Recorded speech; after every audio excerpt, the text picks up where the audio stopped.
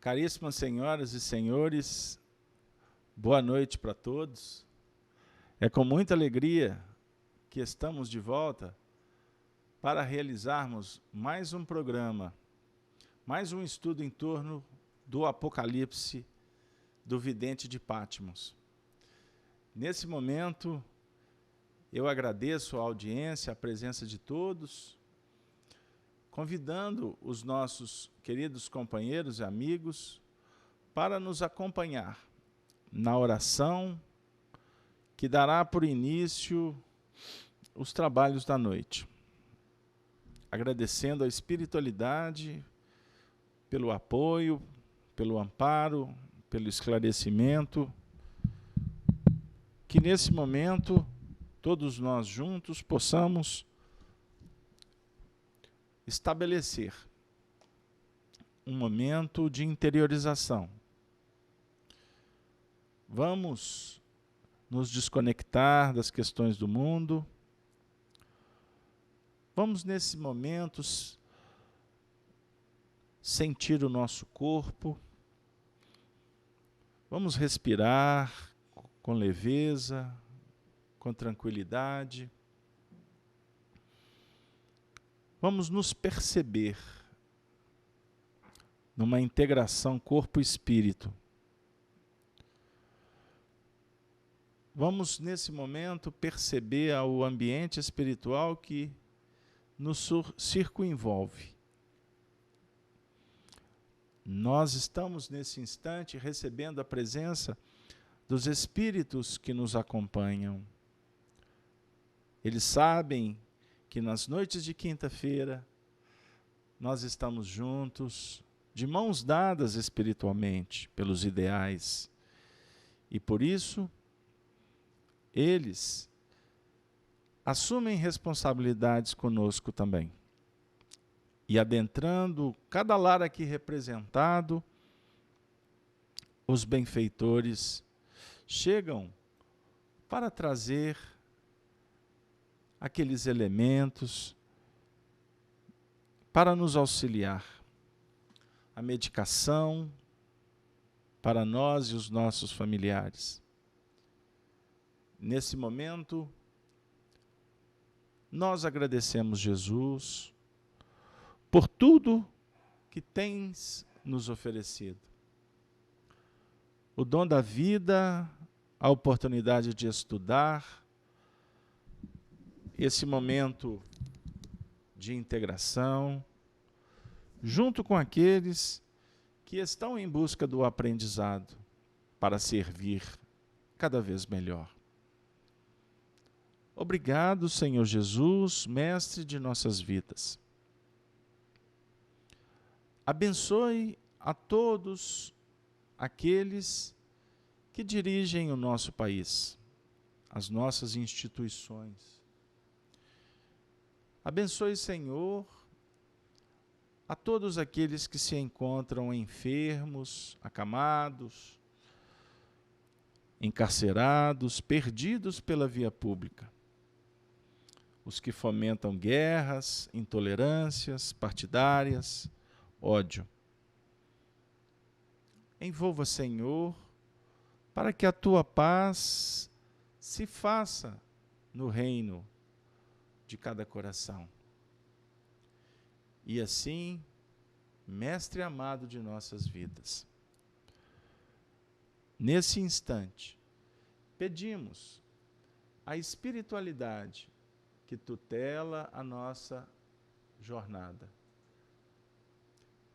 para que eles possam nos autorizar para iniciarmos os estudos da noite. Que a falange do Espírito de Verdade, tendo em João Evangelista, em Paulo, em Kardec, em tantos apóstolos que representam o Senhor, que eles possam endereçar os mensageiros autorizados para levar a mensagem que cada um de nós necessitamos. E assim, nesse momento, nós damos por iniciado o estudo de número 30, em torno da obra O Apocalipse de João. Se conosco, Senhor Jesus, espiritualidade amiga, que assim seja. Graças a Deus. Ok? Para quem está chegando agora, boa noite novamente. A todos os internautas que nos acompanham nas rádios, na internet, nos sites. Vamos lá. Endereçando um abraço a todos os teleouvintes da Rede Amigo Espírita, como também os nossos irmãos da Rádio Brasil Espírita de Maceió, os nossos companheiros que encontram no chat do YouTube, acompanhando com tanto carinho, como eu vejo aqui agora o Arnaldo, o Simplício, a Helena, a Núzia, a Dilma, a Cleusa, a Anitta, os demais companheiros, a Maria de Fátima, a Helena Padilha, a Maria de Fátima Cunha mesmo, já citei, a todos, o Simplício, um grande abraço para todos. Vamos lá, nós temos muito o que fazer nessa noite. Como vocês estão nos acompanhando há algum tempo, nós iniciamos o trabalho com a leitura do texto do Apocalipse, objeto dos nossos estudos. Vamos lá. Também sempre convido para que abram e nos acompanhem na leitura. Capítulo 1, vamos fazer a leitura a partir do versículo 9. Eu, João, que também sou vosso irmão e companheiro na aflição e no reino e paciência de Jesus Cristo, estava na ilha chamada Patmos, por causa da palavra de Deus e pelo testemunho de Jesus Cristo. E fui arrebatado em espírito no dia do Senhor, e ouvi detrás de mim uma grande voz, como de trombeta, que dizia: o que vês, escreve-o num livro e envia-o às 7 igrejas que estão na Ásia, a Éfeso, a Esmirna, a Pérgamo, a Tiatira, e a Sardo, e a Filadélfia, e a Laodiceia. E virei-me para ver quem falava comigo. E virando-me, vi 7 castiçais de ouro. E no meio dos 7 castiçais, um semelhante ao Filho do Homem, vestido até os pés de um vestido comprido e cingido pelos peitos com um cinto de ouro. E a sua cabeça e cabelos eram brancos como lã branca, como a neve, e os seus olhos como chama de fogo, e os seus pés semelhante a latão reluzente, como tivessem sido refinados numa fornalha, e sua voz como a voz de muitas águas. E ele tinha na sua destra 7 estrelas, e da sua boca saía uma aguda espada de 2 fios, e o seu rosto era como o sol, quando na sua força resplandece. Na última semana, nós trabalhamos aspectos do Filho do Homem. Vamos reler o texto. E o Filho do Homem, semelhante ao Filho do Homem, vestido até os pés de um vestido comprido e cingido pelos peitos com um cinto de ouro. E a sua cabeça e cabelos eram brancos como lã branca, como a neve, e os seus olhos como chama de fogo. Então, vamos relembrando que trabalhamos os primeiros movimentos do versículo 14. E a sua cabeça e cabelos eram brancos como lã branca, como a neve. E o trabalho de hoje é focado em seus olhos como chama de fogo. Por isso que nós escolhemos o tema para hoje, olho de fogo, ou olhos de fogo. Então vamos ao trabalho, Deixa eu buscar meu marcador aqui, vindo direto do Egito. Vamos relembrar alguns pontos, para que a gente possa fazer um encaminhamento produtivo aqui para os trabalhos da noite. Vocês sabem que eu tenho desenvolvido o trabalho a partir de estudos que nós realizamos no Grupo Emmanuel, junto com o nosso querido educador Honório Onofre de Abreu, a partir de 1999, nas manhãs de sábado. E até hoje eu gostaria de iniciar meu estudo muito feliz, porque eu recebi ontem de presente um pãozinho quente que saiu do forno, uma chama bem ardente. Trata-se do livro O Evangelho por Dentro. Estudo interpretativo do Evangelho de Mateus à luz da doutrina espírita, ditado pelo espírito Honório Abreu, ao médium Wagner Gomes da Paixão. Quem conhece o livro Luz Imperecível, publicado pela União Espírita Mineira, vai vibrar com esse trabalho, que é uma continuidade da metodologia desenvolvida por Emmanuel e adotada no Grupo Emmanuel aqui em Belo Horizonte por um grupo de trabalhadores, dentre eles o Honório, que é o estudo que a gente aqui em Belo Horizonte carinhosamente chamamos de o estudo do miudinho, ou seja, interpretação da Bíblia à luz da doutrina espírita. Então, voltando à nossa questão da semana passada, nós trabalhamos, vamos lembrar aqui, só para fazer uma conexão, a questão que define os cabelos brancos. E a sua cabeça e cabelos eram brancos como lã branca. Vocês estão lembrados do que nós falamos sobre a cabeça branca? A definir alguns aspectos interessantes, como, vamos elencar aqui, rapidamente eu grifei, a lã branca. Ela fala para nós, ou melhor, a cabeça branca, né? Maturidade, neutralidade, passividade ativa, expressão de síntese, representação do somatório das experiências. E os cabelos brancos, nós falamos também sobre fios magnéticos, antenas espirituais, conexão com o mundo maior. Antenas de captação e desoneração das faixas vibracionais que nos chegam e que saem.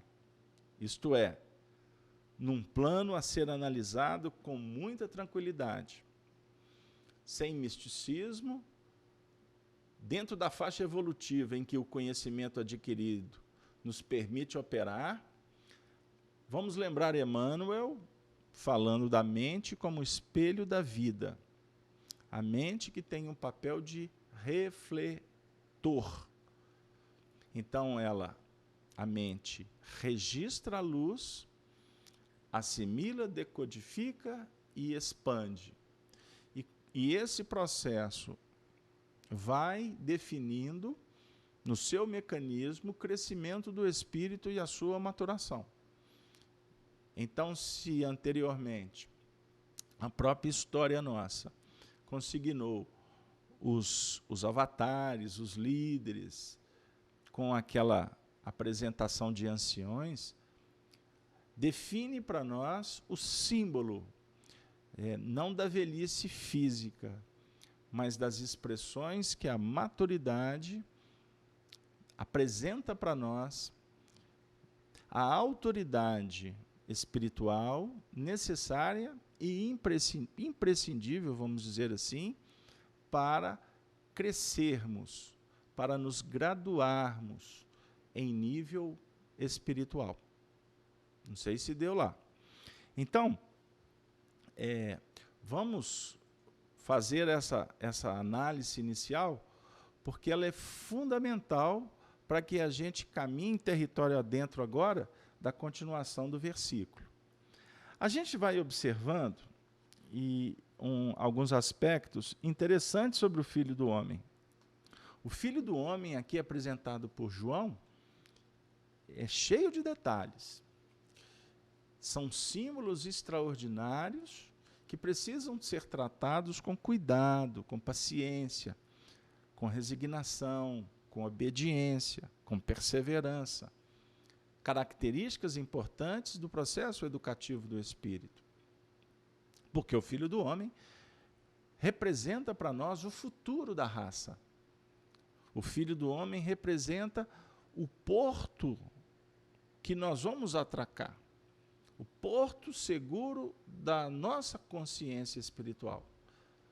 Jesus simboliza para nós o grau máximo de perfeição. Jesus se apresenta como o espelho mais puro, ou melhor, mais límpido, mais burilado, que expressa a verdade que dimana de Deus.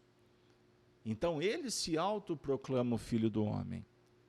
Ele, portanto, não só é o exemplo a ser seguido, é o mestre a nos orientar, mas ele também representa o potencial que existe em cada um de nós, que está sendo desenvolvido e que há de nos guindar numa posição de filhos de Deus com toda a legitimidade, com toda a autoridade para representar o nosso Senhor da vida. Tanto que ele, Jesus, nos disse: eu e o Pai somos um.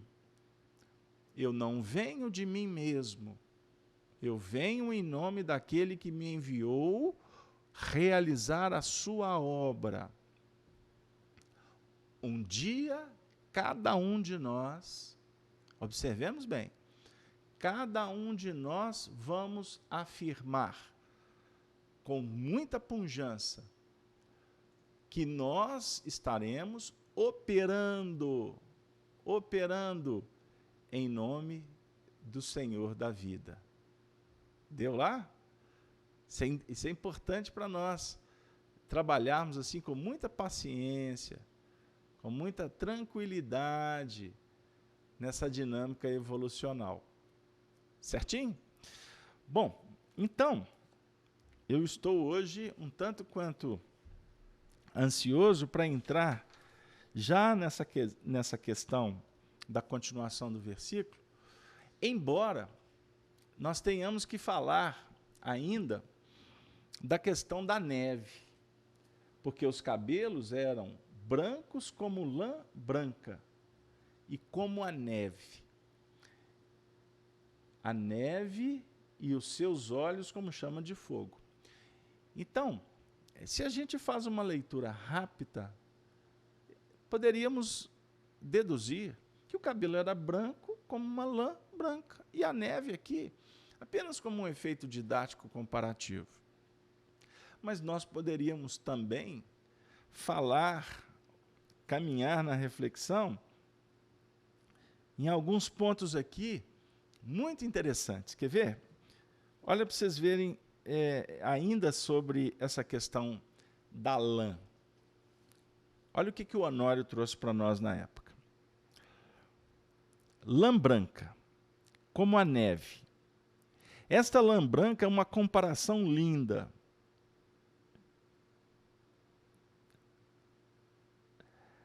A lã branca significa o quê? Não é um componente doado por alguém? A lã não é um componente doado por alguém? Por quem? Quem doa a lã, de princípio? Poderemos responder: o Cordeiro. No Evangelho, quem é o Cordeiro? Quem é o nosso Cordeiro aqui na evolução planetária? Não é a Jesus? No seu sentido homem? no seu sentido doador,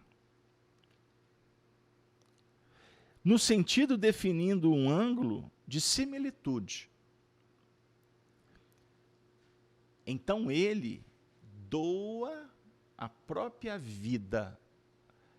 Ele doa todos os recursos que nós precisamos. Por isso ele é o Cordeiro. E dentro de um plano de sacrifício, o Cordeiro que foi sacrificado em penhor da redenção do mundo. Então, quando nós caminhamos para a história, refletindo no sacrifício de Jesus, todos nós nos encantamos, todos nós nos emocionamos, todos nós ficamos admirados com aquela performance daquele homem. O Evangelho é uma boa nova que sugere poesia para todos nós. Agora, interessante observar que o grande desafio é quando nós somos guindados, nós somos convidados para operacionalizar na doação. Então, nós falamos semana passada, e é digno de nota esta palavra, este raciocínio, porque a nossa grande dificuldade está no plano da doação. Porque nós ainda temos muita dificuldade de nos desvincular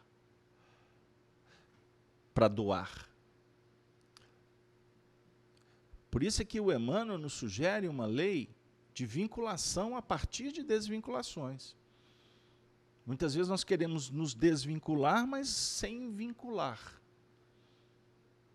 O que causa rupturas, dificuldades nessa engrenagem evolucional. Então nós estamos dentro de um contexto extraordinário de associação. Nós respiramos no mar das nossas criações mentais. E temos que compreender que dentro dessa dinâmica de vida somos responsáveis por tudo que fazemos. Se estamos sob pressão, colhendo espinhos, amargores, é porque é necessário que nós aprendamos a semear a antítese desse processo. Ou seja, nós só nos desvincularemos das dificuldades inerentes ao nosso processo evolutivo quando realmente nos matricularmos na escola da beneficência, dentro dos mecanismos da benevolência, da indulgência, do perdão. Então, o nosso sofrimento hoje, poderíamos dizer que o peso maior dele está diretamente vinculado às nossas opções do ontem. Certinho? Já existe uma dose de uma certa aflição do cristão em despertamento que já quer modificar todo o painel. E por querer modificar, porque estamos debaixo das dores do ontem, nós passamos a ter uma dose muito séria, muito intensa de dificuldades, por não conseguirmos aplicar o que, filosoficamente, já faz parte do nosso contexto como proposta de vida. Então, nós falamos isso aqui semana passada, aliás, nas 2 últimas semanas. Resumindo, antes sofríamos pelo que nós fizemos.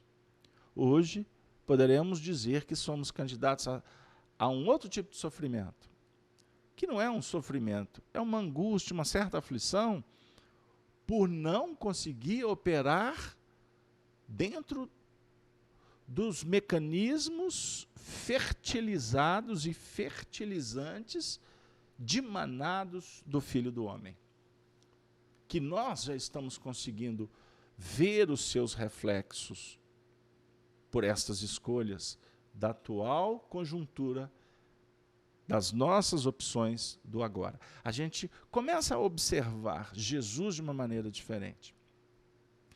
A nossa visão começa a ficar mais objetiva, penetrante. Prestem atenção. São duas condições importantes: penetrar e abranger. Penetrar território adentro, mas operar no território que você está entrando. Eu não sei se o assunto é complexo, e eu gostaria de contar com a participação de vocês, endereçando suas perguntas. Então, a lã branca já seria um processo de uma doação plena. Não é uma simples lã, é uma lã pura, alva, de alta qualidade, que o Cordeiro oferece.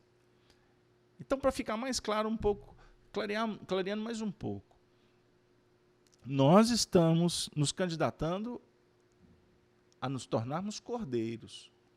Cordeiros. E para sermos cordeiros, um amigo espiritual aqui me sugere dizer, nesse momento, nós precisamos de diminuir essa dose de resistência que nós temos com as mudanças. Deixarmos de valorizar essas resistências que são extremamente danosas para vamos dizer assim, um acesso a patamares mais efetivos, em sintonia com o mundo superior. O telefone toca, você reclama. Existe uma mudança na equipe de trabalho, o indivíduo já começa a esbravejar.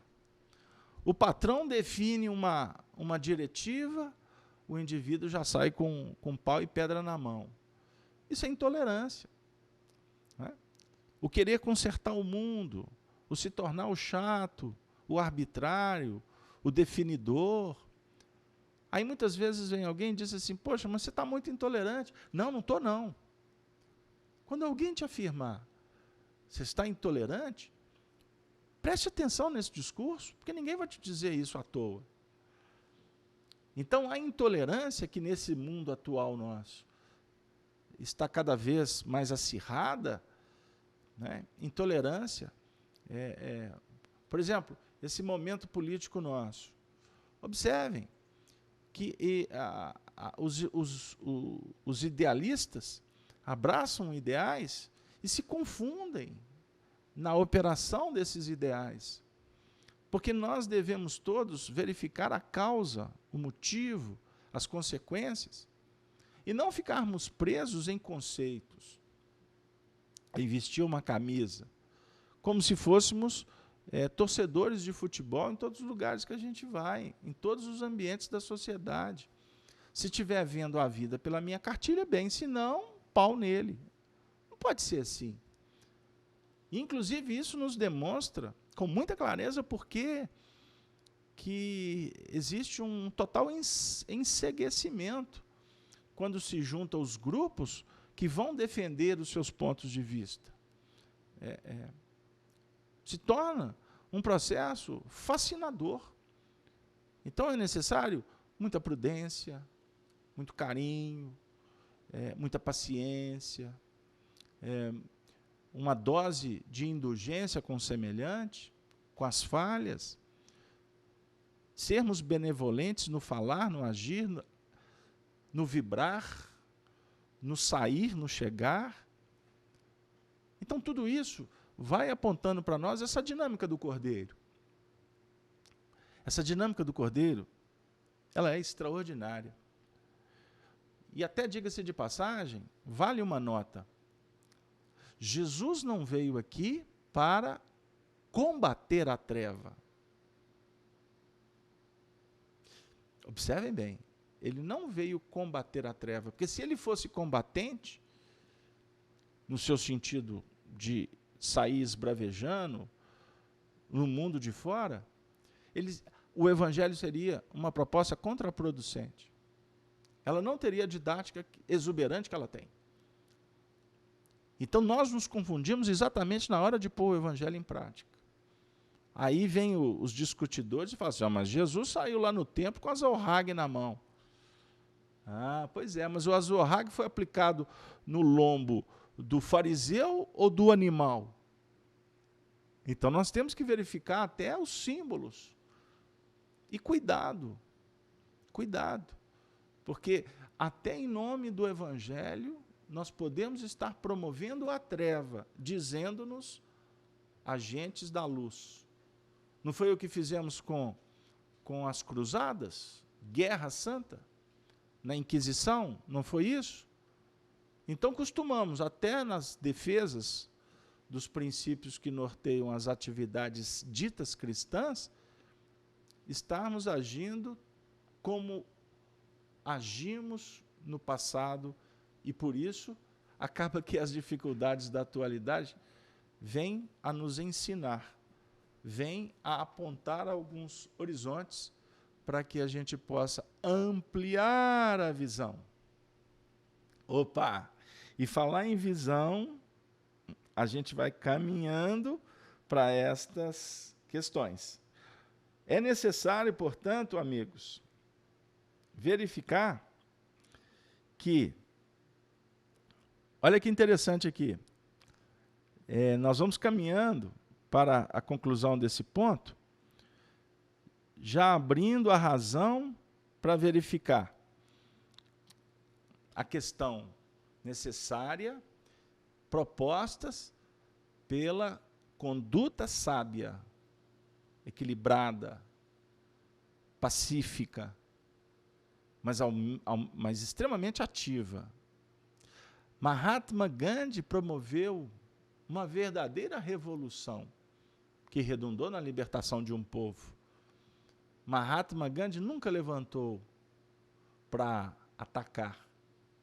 Ele foi um príncipe da paz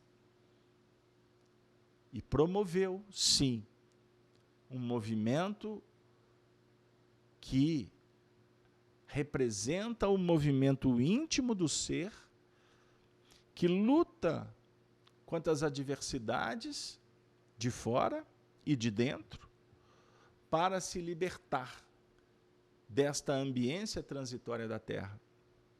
E parece até contraproducente, né? Mas qual foi o prêmio que ele recebeu?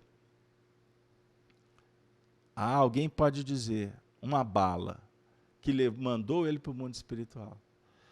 Amigo, se a gente avaliar por aí, nós estaremos correndo um risco de ficarmos presos na periferia do ensinamento. O prêmio que ele recebeu foi o prêmio da paz. O príncipe da paz. Ele se tornou autoridade em nível da paz. E a bala foi circunstancial, porque ele tinha cumprido a missão dele. E aí ele foi trabalhar essa mesma missão numa esfera superior, numa esfera muito mais essencial. Captaram aí? Inclusive, cedendo o posto para que outros assumissem. Aí eu pergunto para vocês, não foi o que aconteceu com Jesus? Ele saiu de cena para que outros assumissem. Observem os líderes da atualidade, aqueles que são referências, aqueles que se tornam representantes do Altíssimo. Costuma a gente valorizá-los muito tempo depois que eles se vão.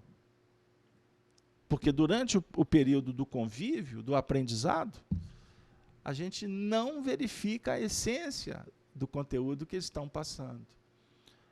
Aí eu costumo dizer, em notas assim bem didáticas, um dos motivos que a gente se desespera, lamenta, chora tanto quando estamos despedindo de alguns seres. Caríssimos amigos, então vamos lá. Então, o texto continua dizendo, vamos passar agora para a continuação? E a sua cabeça e cabelos eram brancos como lã branca, como a neve, e os seus olhos como chama de fogo. Olhos. Olhos. O que os olhos como chama de fogo traz para nós nesse sentido, nesse contexto? Os olhos aqui estão se referindo a uma visão, um aparelho, não é? Uma questão física. O que vocês acham? Qual o sentido? Poderíamos caminhar para os olhos como uma linha de percepção? Perceber. Como que localizando pontos que possa nos fertilizar o entendimento no campo da aprendizagem. Olhos também que nos auxiliem a visualizar os terrenos em que emergem o campo operacional, aonde nós vamos agir. Então, o Filho do Homem, olha a expressão extremamente importante para nós. O Filho do Homem tinha olhos como chama de fogo. A imagem é forte. Chama de fogo.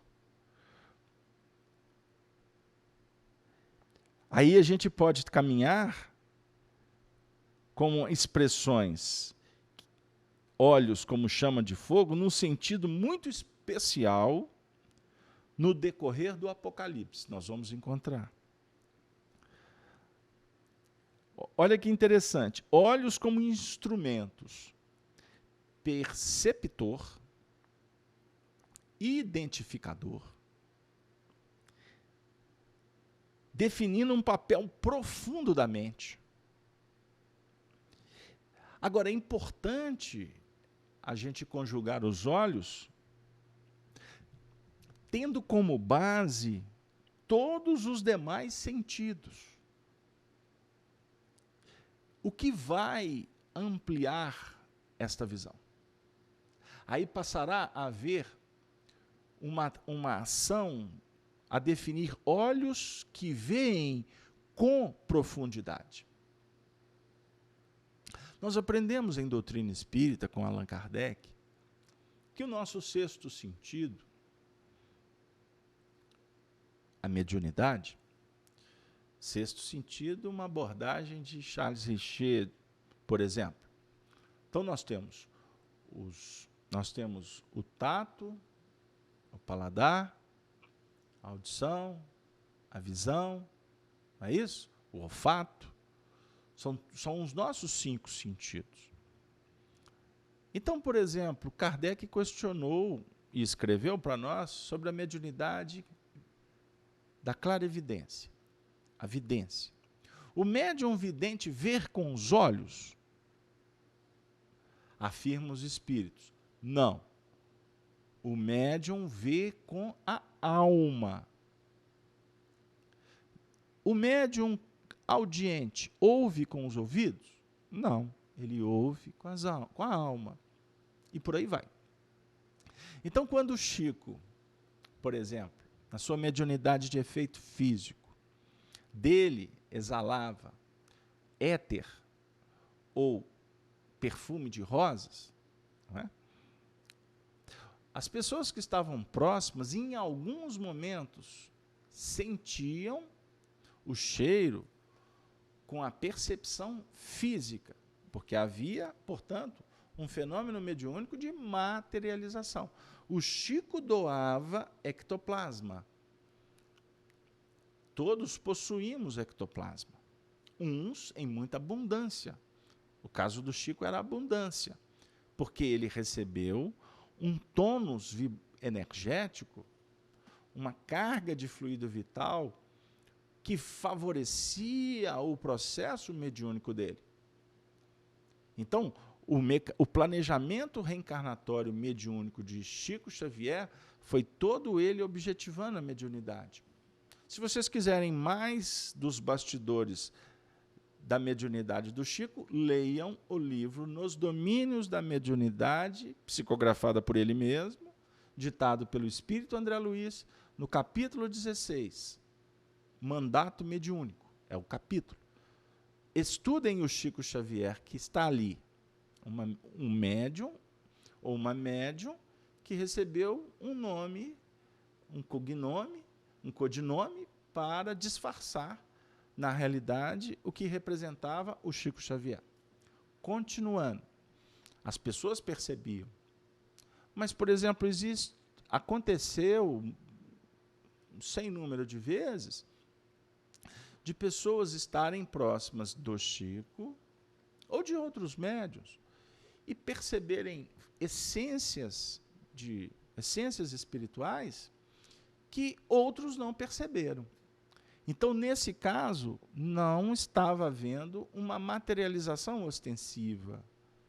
Acontecia uma percepção daquele médium, daquela pessoa, médium também, que entrou em sintonia com aquele expediente vindo do mundo espiritual. Até o que explica também que muitas vezes o médium não percebe que dele está acontecendo um fenômeno. Então as pessoas se encantam, idolatram, ficam admiradas, e o médium muitas vezes nem sabe que está acontecendo aquilo, porque o fenômeno está acontecendo no mundo espiritual. Eu estou abrindo um pouco para falar de mediunidade, só para a gente poder elucidar um pouco mais essa questão da percepção. Mas voltando, então o médium percebe nós poderíamos aqui adequar dizendo com os olhos espirituais, a visão espiritual. E a visão, no seu sentido extremamente sutil, não tão sutil como a audição, e muito menos do que a mediunidade, não é? Mas a visão aqui, ela está configurando todo um procedimento perceptivo, que vai se graduando e, ao mesmo tempo, vai se conjugando em nível espiritual. Deu aí? Pegaram lá? A ideia está ficando clara? Então, vamos lá. Olhos de profundidade. Poderíamos reportar a história que nós tínhamos um companheiro também desencarnado, chamado Brás. O Brás fez uma pergunta para o Honório, e ela está registrada nesse material que a gente tem. Ele faz uma pergunta: esses olhos, então, poderiam ser considerados olhos de lince? Observem a resposta que o professor Honório, eu chamo professor de espiritismo, ele não era professor, não tinha nenhum título nessa área. Aliás, ele era funcionário do Banco do Brasil, trabalhava na administração.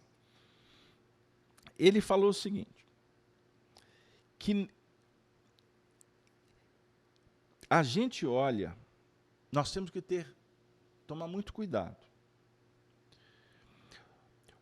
Nós olhamos consoante o que nós temos dentro da gente.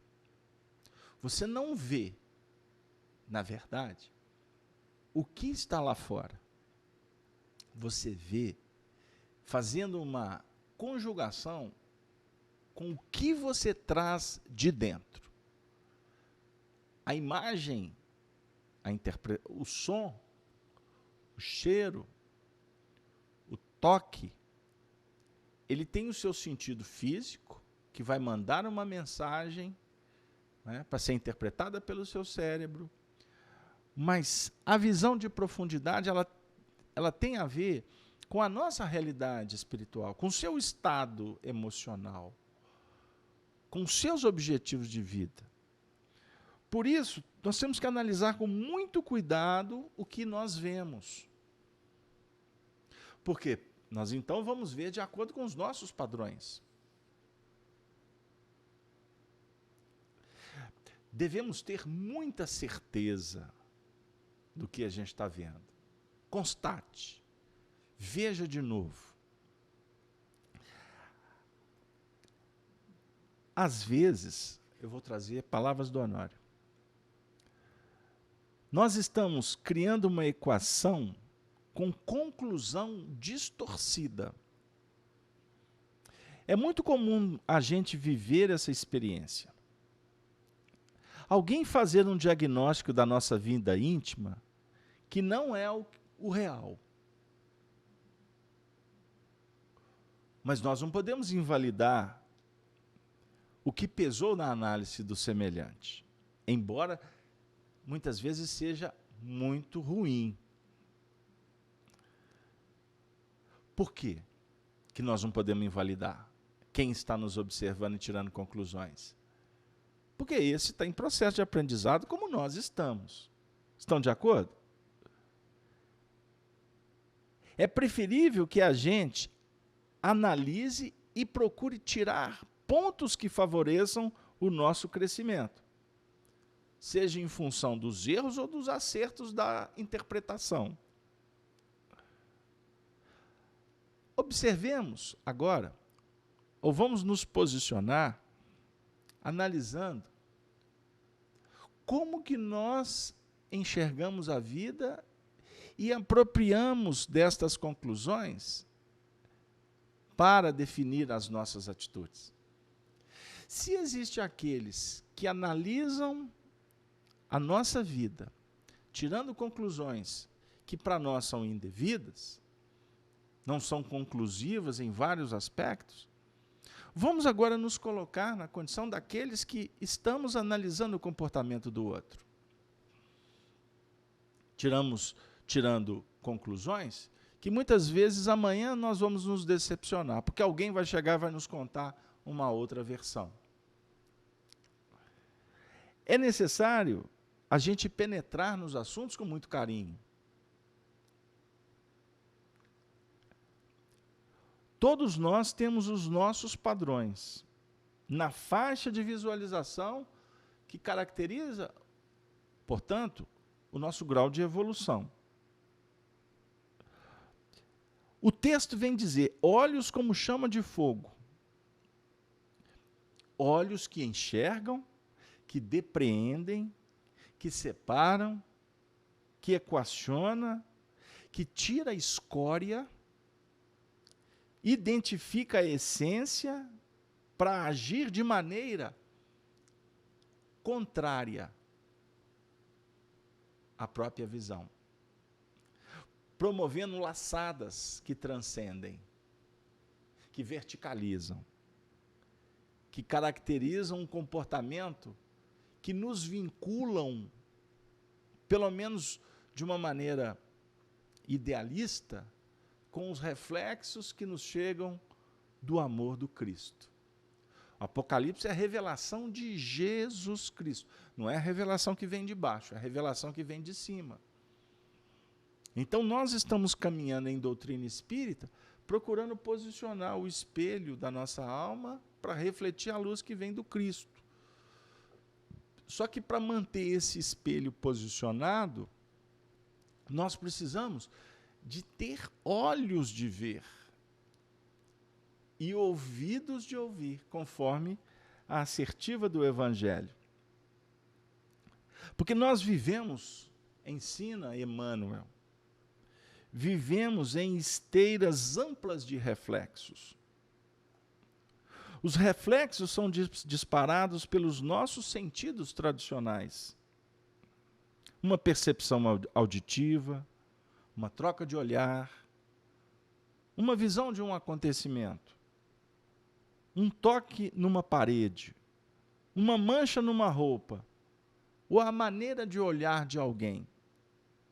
São detonadores dos reflexos que nós trazemos dentro do nosso coração. Se nós quisermos crescer, afirmam os espíritos superiores, Se nós quisermos crescer, nós temos que dimensionar a natureza dos nossos reflexos. Haja Deus! Aqui, como falam os meninos, aqui o bicho vai pegar. Se nós quisermos evoluir, precisamos de ter olhos de fogo, como chama. Para o quê? Dimensionar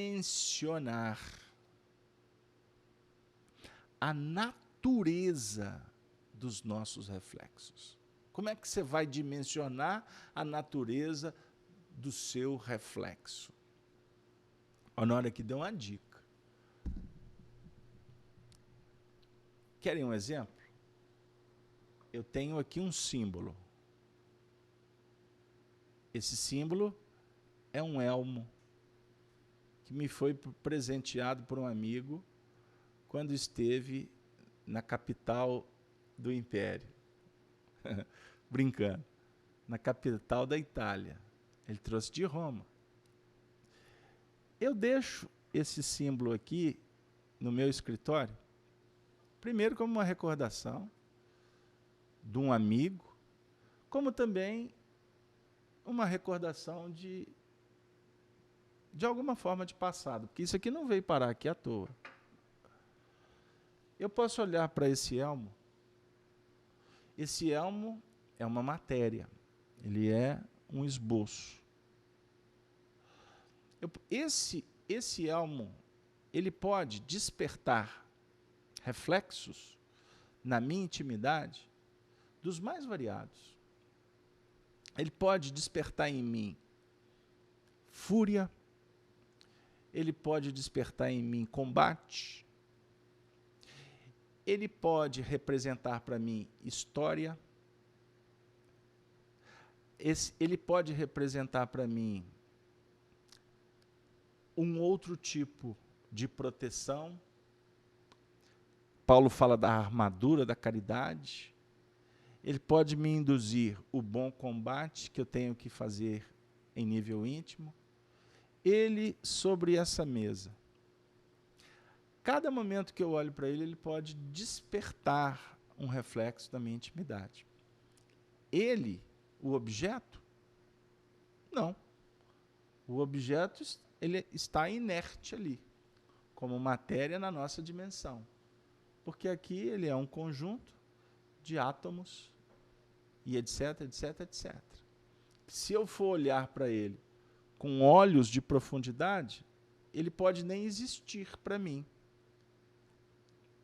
Como, por exemplo, existem espíritos que estão acompanhando o nosso estudo, que não estão assimilando absolutamente nada do conteúdo que nós estamos trabalhando.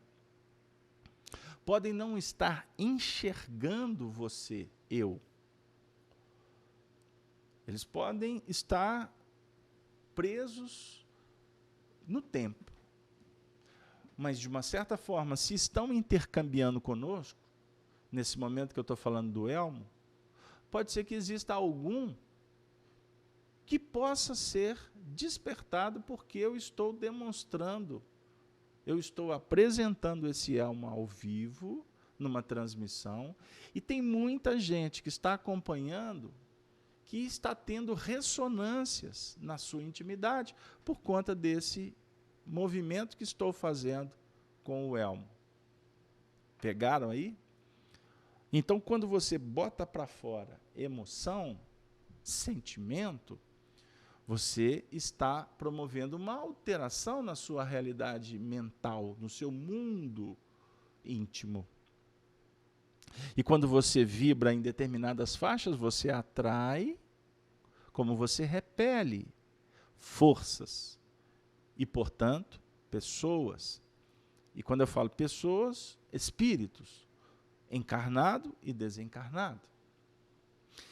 Então, o que o Honório quis dizer sobre dimensionar a natureza dos nossos reflexos? Quando chega uma notícia para você, se essa notícia te causa um mal-estar, significa que essa notícia despertou um reflexo na sua intimidade que trouxe uma repercussão que não foi boa. Então, por que você ficou numa situação tão difícil? A notícia, na realidade, foi só um fator detonador. O que é necessário refletir é por que houve essa reação. Essa reação precisa de ser observada. Por quê? O reflexo, ele, na realidade, ele existe dentro da gente por atitudes que foram repetidas e fixadas na nossa intimidade. Isso é que é reflexo. O Pavlov, os estudiosos estudaram, por exemplo, o reflexo condicionado nos animais. Eu tenho um cão na minha casa que a minha filha hoje brincou comigo, pai, não fala aquela palavra. Aí ela pronunciou, ela falou em sílabas para mim a palavra. Eu falei assim, mas por que não pode falar essa palavra? Não, porque senão o cachorro vai querer sair. Porque é uma palavra mágica que eles usam e o cachorro já sabe que ele vai passear na rua. Então isso está condicionado no cão. Certo? Porque foi repetida essa palavra várias vezes e ele entendeu que essa palavra significa passear na via pública, ser levado para um ambiente diferente do que ele vive. Então isso para ele é um efeito que é ilusório, mas que desperta algo dentro dele. Então, se uma notícia te faz bem ou te faz mal, você precisa de analisar o gênero, a característica, a abrangência desse reflexo, que precisa, quando de uma forma negativa, precisa de ser desativado. Então, se o elmo desperta em você fúria, significa que não é o elmo que faz com que você recorde da fúria. É algum mecanismo que ele induz, que está dentro de você, que precisa de ser, se é fúria, precisa de ser desautorizado. Precisa de ser transmutado. Ah, então eu não posso usar o elmo, eu não vou... Carlos Alberto, você tira o elmo de cima da mesa porque eu assisto o seu estudo. Posso te falar uma coisa? O elmo pode mudar de posição. Ele não vai deixar de estar aqui. O que você acha de eu colocar um outro símbolo? Allan Kardec, vou até fazer uma prece. Não, isso aqui não tem nada de fenômeno que induz a atos místicos. Porque espírita não precisa de vela, de imagens, nada disso. Mas o Allan Kardec foi um outro presente que eu ganhei de um amigo que foi em Paris. Graças a Deus eu tenho muito amigo, porque talvez eu não tenha recurso para ir lá. Deu aí? O que o Allan Kardec sugere para mim? O mesmo que o elmo induz. São objetos. Aí eu posso dizer para vocês que o Allan Kardec aqui, ele simboliza para mim o elmo, a representatividade do passado que está em via de ser desautorizada ou desarticulada a partir do momento em que eu me vinculo nesse novo padrão. Esse novo padrão, em Allan Kardec, é um padrão que vai falar de educação espiritual. Questão 685 do Livro dos Espíritos, comentário. Arte de formar caracteres. Hábitos novos. Isso é educação. Né? Educação livresca? Não, ela até faz parte, mas o livro é instrução. Educação é formação de novos hábitos. Então, a partir do momento que você começa a ter novos hábitos, ao invés de sair para batalhar aí no mundo com espada, intolerante, brigando, etc., você passa a silenciar estudando,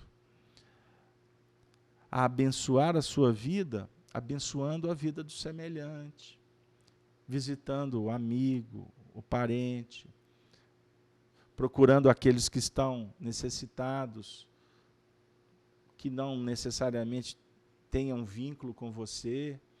Então você pode cuidar de uma criança, de um idoso, de uma pessoa necessitada. Enfim, você está se vinculando numa nova proposta, que vai buscar na sua intimidade a experiência que você pode ter adquirido usando esse elmo, mas agora então não mais para tirar vida, mas para dar vida. Ou vocês acham que aqueles que tiraram a vida dos cristãos, simbolizados aqui, por exemplo, dos romanos, porque foram eles que autorizaram as matanças, vamos contextualizar. São esses mesmos romanos que estão cuidando da evolução planetária agora. São os mesmos romanos de ontem que estão tentando pôr ordem nesse Brasil nosso. Observem os homens sérios, observem seus estilos, observem os brincalhões dos seus estilos, observem os olhos, porque os olhos dizem do que dimana da alma. Por isso é que os filósofos definem os olhos como porta da alma, espelho da alma. Aí vai de poeta para poeta. Então as pessoas se comunicam com olhares, que podem ser olhares sarcásticos, podem ser olhares dissimulantes. Você já experimentou conversar com alguém que está falando mentira? E você sabe que a pessoa está falando mentira? Você já observou a dificuldade que a pessoa tem de olhar no olhar da outra pessoa quando ela está mentindo? Observem isso. Observem os olhares difusos dos enfermos. Escolhe um ponto fixo e ali se estabelece para fugir. Ou para garantir algum tipo de segurança. Os olhos falam. Os olhos enternecem quando refletem a bondade. Por exemplo, Francisco Cândido Xavier. E olha que ele não tinha um dos olhos, né? No seu sentido de visão. Mas o Chico olhava enternecendo, porque ele se enternecia. E ao se enternecer, a alma dele enternecia a partir dos seus olhos. E os olhos aqui, como ele é a configuração de todos os sentidos, dos olhos, das mãos, do corpo, do andar, do cantar, do despedir, do assinar. São olhos que observam, que depreendem e olhos que operam. Por isso é que é chama de fogo. E no caso, o fogo do Evangelho é o que purifica. Então, amigos, nós vamos verificando aqui o seguinte, que nós temos que dimensionar a natureza dos reflexos. Eu vou concluir a fala do Honório, que diz assim: temos que examinar a soma dos nossos reflexos, onde eles estão mais repetidos, mais intermitentes, e analisando a soma dos reflexos, nós podemos fazer um equacionamento dos valores dentro de nós, num plano auto-observador. Então, se eu noto, por exemplo, que a minha linha perceptiva me joga cada instante para determinada faixa da vida, eu tenho que traçar estratégias para poder chegar no limite mais adequado, mais feliz para mim. Então, se alguém fala alguma coisa comigo e eu respondo de maneira negativa, se o ônibus atrasa e eu solto o impropério, se o telefone toca e eu solto outro impropério, o que está acontecendo? Então eu vou começando antes que o outro fale e eu entre num terreno kármico ou de vinculação espiritual, pelas diluições das minhas resistências, dentro de um campo patológico já de saneamento da minha vida. Eu passo a fazer um trabalho identificador desses padrões. Mas nós não gostamos de ouvir os outros. Nós não temos paciência para verificar os sinais.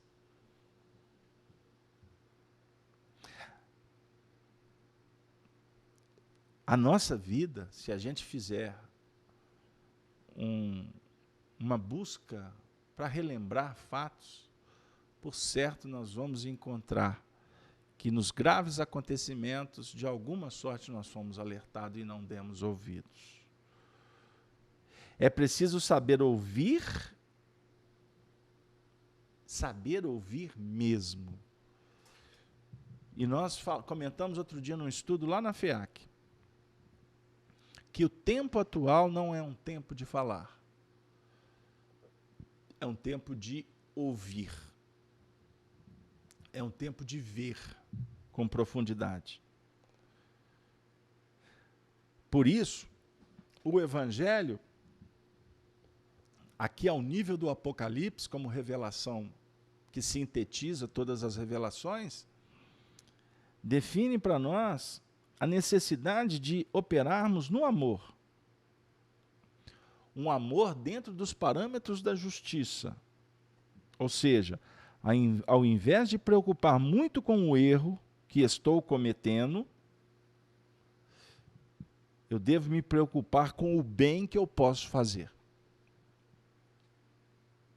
Porque o bem que eu fizer será saneador da tendência negativa, que me visita,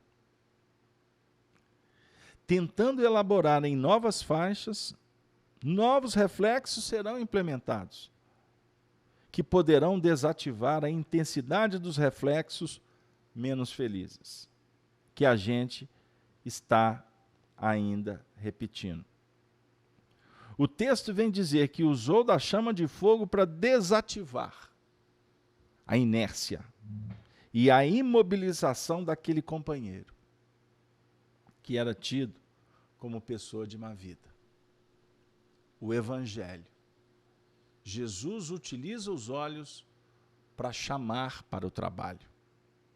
O Honório aqui citou Levi, que era tido como um homem de má vida, porque cobrava impostos. Estão lembrados? Então, Jesus envolveu Levi com os olhos, com a chama desse olhar, e trouxe para junto de si, e ele se tornou um evangelista de alta expressão. Era tido como uma vida. Então, se nós buscarmos no Evangelho, nós vamos deduzir o seguinte, que Jesus jamais disse, esse não presta. Isso não vale a pena. Jesus jamais disse assim, vem cá que eu vou te mostrar a podridão. Não. Ele estava induzindo cada um de nós, como agora, para que nós possamos focar em coisas boas. Porque focado em coisas boas, nós deixamos de particularizar as trevas. Querem um exemplo? Nós que estamos aqui no Brasil vendo essa crise, o ápice de uma crise moral, que é característica do processo de transição. Revelação do bem e revelação do que foi operacionalizado em nível de equívocos. Se você acompanhar um jornal televisivo, radiofônico, da internet, em pouco tempo nós nos contaminamos. Observe. Em pouco tempo você começa a tomar partidos e a gente observa nos comentários sociais como que isso contagia e as pessoas revelam, em alguns casos, facetas de personalidades que até nos estranham. Mas essa pessoa não faz isso no dia a dia, não. Mas ela está vendo lá que o corrupto fez aquilo, que houve o desvio, que as pessoas ainda não conseguem compreender. Aí daqui a pouco ela está, se possível, esbravejando. Nós gostaríamos de fazer uma sugestão de uma obra que, vez por outra, eu cito ela nos nossos estudos. Eu ganhei de presente, com autógrafo, de um amigo, Luciano Filho. Ele me presenteou em nome do pai, já desencarnado, Luciano dos Anjos. Porque o pai, quando o livro saiu, comentou com ele, nós temos que mandar para o Carlos Alberto em Belo Horizonte. Porque fizemos uma bela amizade. Luciano era muito amigo de Arnaldo Rocha, e por conta de ter eu sido instrumento para escrever Diálogos e Recordações, nós passamos a intercambiar, trocar informações, e eu aprendi muito com aquele homem. Um homem nobre, digno, profundo conhecedor de doutrina espírita. Tinha as suas convicções, como todos têm, e devemos compreender cada um na sua posição espiritual. Então, Luciano é uma memória saudosa que brota em minha alma. No livro, eu sou Camille Desmoulins, que é um processo de pesquisa histórica a partir das reminiscências espirituais de Luciano dos Anjos, pesquisa essa coordenada por Hermínio Miranda, que nós temos aqui o Arnaldo presente no chat, que faz estudos, bons estudos das obras do Hermínio. Existe um momento em que o Luciano, em transe sonambúlico, ele, num processo natural, ele se vê naquele momento em que Camille Desmoulins faz um discurso inflamado, subiu à mesa de um café muito frequentado em Paris, e ele fez um discurso tão inflamado que esse discurso foi um dos discursos mais importantes da história da Revolução, que detonou o processo da queda da Bastilha posteriormente. Das pessoas saírem, enfim, com pau e pedra na mão. E nessas reminiscências, o Luciano, não é? O Camilo nos tempos atuais, o Desmoulins, ele apresenta esse momento como um momento que trouxe muitas marcas para o psiquismo dele. Na época, o idealista. Na época, querendo o melhor para a população, para a sua amada França. Mas a maneira com que ele fez, que despertou tanta fúria nas pessoas, ou seja, ele foi o indutor, ele foi um instrumento para despertar reflexos condicionados na intimidade de milhares e milhares, enfim. E por conta disso, a Revolução se fez. Luís XVI, Maria Antonieta, a corte caíram, mas em compensação, os que eram os revolucionários, como ele, como Marat, como Robespierre, o incorruptível, a história rica, a história pródica de muitos ensinamentos, acabaram que adotaram uma postura muito pior do que aqueles que estavam na nobreza, que buscavam só para si, não é? Que estavam acomodados dentro de um sistema viciado que estava caindo dentro do próprio contexto de evolução planetária e que representou a Revolução Francesa, um marco extraordinário para toda a história planetária. Mas eu estou dizendo que o comportamento dele, ele foi instrumento, sim, mas por ter sido ele um instrumento também do escândalo, esse escândalo, o Evangelho diz, ai de quem os pratica. Então nós temos visto, nesse contexto nosso social, político, econômico, Brasil, corações que estão se vinculando em processos, se transformando em instrumentos de escândalo, porque esse momento é um instante de muitos escândalos, e aliás, não acabam os escândalos. Todo dia, toda hora é mais escândalos. Esses escândalos esses escândalos, estão promovendo aspectos muito interessantes, evolucionários, revolucionistas, dentro de um contexto reacionário, dentro de um contexto de conscientização, de civilidade, porque o que faz muitas vezes as pessoas pensarem é quando mexe no bolso. Então, com a derrama dos impostos, etc., as pessoas, a inflação, a recessão, tudo isso mexe com as pessoas porque elas percebem que foram elas que elegeram aqueles que hoje estão agindo contra elas. Então fica um jogo, uma guerra utilitarista, mercantilista, pautada em interesses.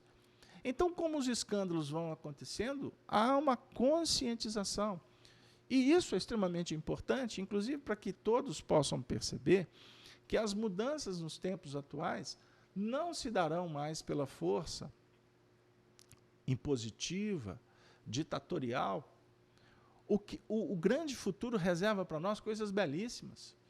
E não é à toa que esta rede de corrupção, no Brasil e no mundo inteiro, está caindo por terra, sendo descoberta, como, por exemplo, está acontecendo até na FIFA, não é? Na entidade que cuida do futebol, estão percebendo que essa corrupção é uma coisa assim tão viciada de tantas décadas que é complicado você acabar com essa rede. E esse processo demanda talvez séculos de reconstrução. Então não será esta geração, talvez 2, 3, 4 gerações que vão ver os frutos. Poderemos aqui talvez reencarnar várias vezes para vislumbrar o Filho do Homem lá na frente. O Brasil, o coração do mundo lá da frente. Pátria do Evangelho. Que para alguns aí é tratado até como alguma coisa que vem do alto e é cheio de misticismo, e é cheio de... É um cheiro de sacristia. É uma coisa assim, religiosa, é ranço, que, meu Deus. Mas faz parte do processo. O importante é nós verificarmos que no futuro não serão homens, mas serão instituições, serão leis. Assim funciona, por exemplo, numa cidade transitória que existe aqui no âmbito espiritual do Rio de Janeiro, o nosso lar. Não são 6 ministérios? Não são 72 ministros em cada ministério? Não tem a governadoria geral? O que impera lá é rodízio, é equipe, é colegiado, é democracia, é justiça, a lei. Então, se mudar os anciões, tudo vai continuar funcionando na mais perfeita ordem. Aí as pessoas hoje, até no nosso meio espírita, ficam discutindo personalidades, quem quer mais, quem quer menos, e isso é a maior perda de tempo. Porque no futuro não são personalidades que vão se destacarem, é o Cristo. E aí, no âmbito íntimo, é a nossa capacidade de refletir a luz, é a nossa condição de nos fazermos filhos de Deus, conforme abordado anteriormente. Então, é muito interessante que a gente observe Jesus utilizando o fogo. O batismo de João é água, o batismo de Jesus é fogo, para desativar, para transformar a inércia e a imobilização em trabalho, em habilidades, em desenvolvimento da inteligência, em todo o âmbito dela, racional, intelectual, a inteligência emocional, social, inteligência espiritual, todo tipo de inteligência. É necessário que o Evangelho ofereça essa grande dinâmica, para que nós tenhamos olhos de ver e ouvidos de ouvir. E aí, queridos amigos, para não dizer, o tempo está acabando, faltam apenas 11 minutinhos, nós trouxemos, até para fazer um agradecimento ao nosso querido amigo, Wagner Paixão, um médium que eu admiro como pessoa, como trabalhador, que está aí há mais de... São décadas e décadas de trabalho. Eu o conheci quando comecei na doutrina. Ele foi, vamos dizer assim, a minha primeira referência orientativa. Foi ele que me apresentou Honório Abreu. Foi ele que me deu as primeiras indicativas quanto mediunidade. Eu tive a oportunidade de trabalhar a educação mediúnica ao lado dele em algumas frentes. Trabalhávamos no Grupo André Luiz, no bairro São Paulo. Não é à toa, São Paulo. E eu fico muito feliz de ver o Wagner hoje com essa desenvoltura, viajando pelo mundo inteiro, levando a doutrina e com esta, vamos dizer assim, com a humildade que ele tem, com o vínculo que ele tem com a escola que nós nos matriculamos e estudamos, inclusive juntos, que foi essa escola do Evangelho, que tem a União Espírita Mineira, no seu processo histórico, como uma federativa que fala muito de tudo que aconteceu no movimento espírita, com o compromisso de Minas Gerais com o Evangelho. E eu bato com muito carinho nessa tecla. Minas tem um compromisso com o Evangelho. Doutrina espírita como chave, mas o Evangelho como essa representação desses olhos como chama de fogo a penetrar.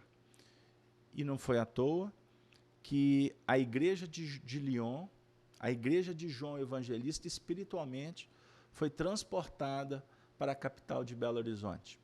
Aqui existe uma comunidade de espíritos vinculados ao cristianismo primitivo. Por isso, essa característica do movimento espírita voltado para o Evangelho, não no sentido de comportamentos religiosos católicos, ranços religiosos, nada disso. Mas o Evangelho metodizado, o Evangelho como estudo, como uma oportunidade de transformarmos a nós mesmos. Não é o Evangelho de fora, é o Evangelho de dentro. E até, diga-se de passagem, é o título do livro que Wagner acaba de publicar agora, editado pelo Grupo da Bênção. E eu vou ler um pequeno trecho, que é um comentário agora do espírito do Honório. O trecho é Mateus capítulo 29, versículo 29. Capítulo 9, versículo 29. Tocou então os olhos deles, dizendo: conforme a vossa fé, seja feita a vós. Tocou então os olhos dele. A cegueira também é uma das expressões que se repete nos registros evangélicos. Identificamos os cegos de natureza física, espiando suas faltas do passado, quando seus olhos argutos foram utilizados para malsinar as existências alheias. E temos os cegos de discernimento, de ingratidão, de leviandade, de zombaria, de incredulidade e de ignorância. As referências cristãs são inúmeras. O cego de Betsaida, o cego de Jericó, dentre tantos. Em Mateus, no capítulo 23, versículo 16, 17, 19, 24 e 26, Jesus explicita condições de cegueira moral, obstruindo no íntimo das criaturas o fluxo da vida e da felicidade real. O assunto não passou desapercebido por Allan Kardec, que inseriu no item 20 do capítulo 8º do Evangelho segundo o Espiritismo a bela comunicação de Vianney, Curadares, intitulada Bem-aventurados os que têm fechado os olhos. Todo toque de Jesus é fator de transformação, porque as forças que dele emanam sempre dizem das verdades divinas, impulsionando as mentes e os corações a outras órbitas de experiência e vida essencial. Livro dos Espíritos, questão 627 e 628. Conforme a vossa fé, seja feita a vós. O homem físico estará sempre atrelado ao clima sufocante e restritivo das necessidades materiais. invariavelmente repetindo, com alguma satisfação, os hábitos e prazeres de seus ancestrais. A fé, como síntese da inteligência moral, nascida do senso que resuma de todas as suas vivências, somadas pelas reencarnações e estimuladas pelas genuínas revelações de Deus, é o recurso poderosíssimo de projeção espiritual da criatura. Todo o capítulo 19 do Evangelho segundo o Espiritismo esquadrinha e dimensiona para a razão humana o atributo sublime da fé. Transcendendo as operações comuns da sobrevivência, as mesmas que caracterizam, de modo mais primitivo, a existência dos animais, nossos irmãos menores, a fé, em bases seguras, revela o Filho de Deus, consciente e caridoso. Vencendo os condicionamentos estreitos que escravizam o homem à matéria, aos conceitos reducionistas de suas possibilidades essenciais, reconhece a grandeza e a infinitude do amor paterno, sentindo que não lhe dá Deus o Espírito por medida. Palavra de Vida Eterna, capítulo 2. Deus é amor, e nele operamos o despertamento de nossos potenciais de espírito. Mas é preciso recordar que, do rio de graças da vida, cada alma somente retira a porção de riquezas que possa perceber e utilizar proveitosamente. A fé torna-se o fundamento da nossa iluminação, permitindo-nos, se consciente e lúcida, as mais sublimes realizações espirituais.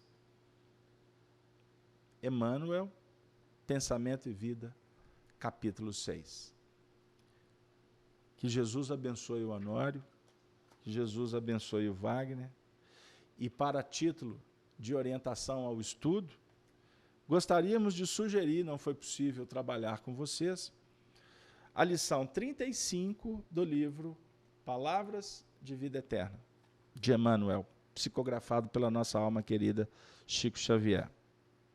E a lição 71 também, desta mesma obra, Palavras de Vida Eterna, que eu vou encerrar na minha participação, fazendo a leitura do nosso benfeitor Emmanuel, para concluirmos, portanto, o encontro dessa noite.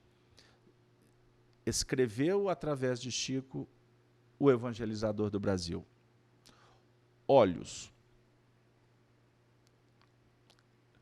Se os teus olhos forem bons, todo o seu corpo terá luz. Jesus. Mateus 6, 22. Olhos. Patrimônio de todos. Encontramos, porém, olhos diferentes em todos os lugares. Olhos de malícia, olhos de crueldade, olhos de ciúme, olhos de ferir, olhos de desespero, olhos de desconfiança, olhos de atrair a viciação, olhos de perturbar, olhos de registrar males alheios, olhos de desencorajar as boas obras, olhos de frieza, olhos de irritação. Amigo, amiga, irmão, irmã, se aspiras, no entanto, a enobrecer os recursos da visão, ama e ajuda. Aprende e perdoa sempre. E guardarás contigo os olhos bons, a que se referia o Cristo de Deus, instalando no próprio Espírito a grande compreensão, suscetível de impulsionar-te à glória da eterna luz. Se os teus olhos forem bons, todo o teu corpo terá luz. Que a luz de Deus resplandeça em nós, por nós, para nós, hoje, agora e por todo sempre. Muito obrigado a todos os teleouvintes, amigos que nos acompanharam no 30º encontro do estudo em torno do livro Apocalipse, revelação do vidente de Patmos, que nos apresenta a equação, a compreensão de todo o mecanismo revelador e a ser revelado por nós. O Cristo a ser revelado pelas nossas mãos, pelo nosso coração e pelos nossos olhos, como chama da redenção. Um beijo no coração de todos e assim nos despedimos com a saudação dos cristãos dos primeiros tempos. Ave, ave, ave Cristo. Ave seja a luz do Senhor. Boa noite para todos.